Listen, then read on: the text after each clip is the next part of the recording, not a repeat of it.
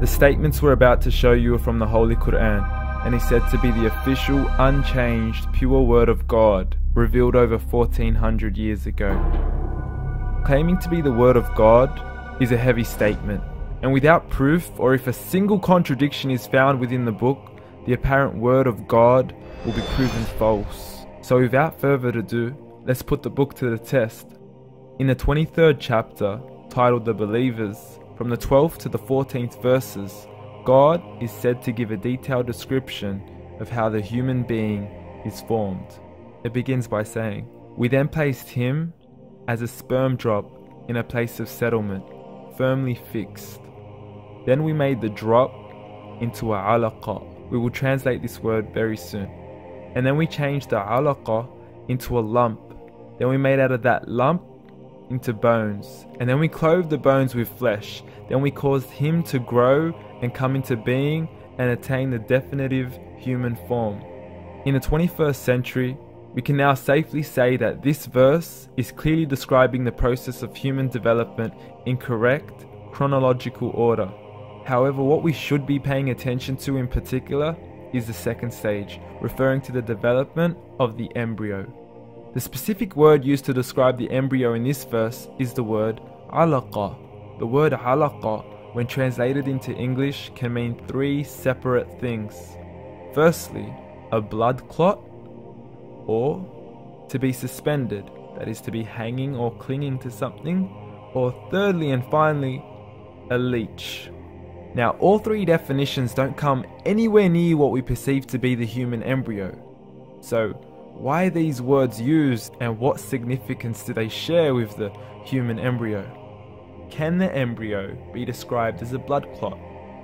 Well, what do you think? In the third week of embryonic development, a tubular heart joins with the blood vessels to form a primordial cardiovascular system, and by the end of the third week, the blood is circulating and the heart begins to beat on day 21. The first thing that comes to mind in regards to being suspended or hanging is the umbilical cord. But we can't use that example because we are simply referring to step 2, before the baby has even formed. But we now know today that the umbilical cord is formed from the connecting stalk. And the connecting stalk is formed as soon as the embryo is formed.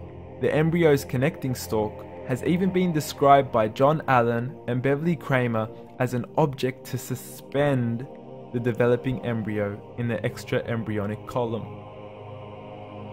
So an embryo is suspended and does have a strong resemblance with the blood clot. What on earth would an embryo have to do with a leech? Figure A shows the structure of an embryo at 25 days.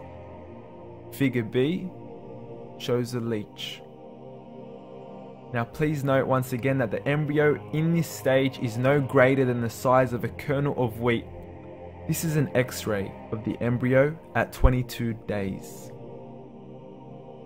This is the internal structure of a leech. It's mind-blowing stuff, but you still haven't seen anything yet. This is the head of the embryo at 22 days. The detail you are seeing right now is absolutely impossible to be seen with the human eye and can only be seen with a microscope. This is the back end of a leech. There's no other words used to describe this other than mind-blowing. The pictures we have shown you are impossible to be seen with the human eye or even to be predicted by the human mind.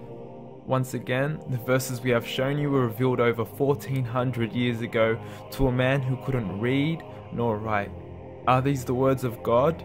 Descriptions of the human embryo in the Quran cannot be based on scientific knowledge in the 7th century.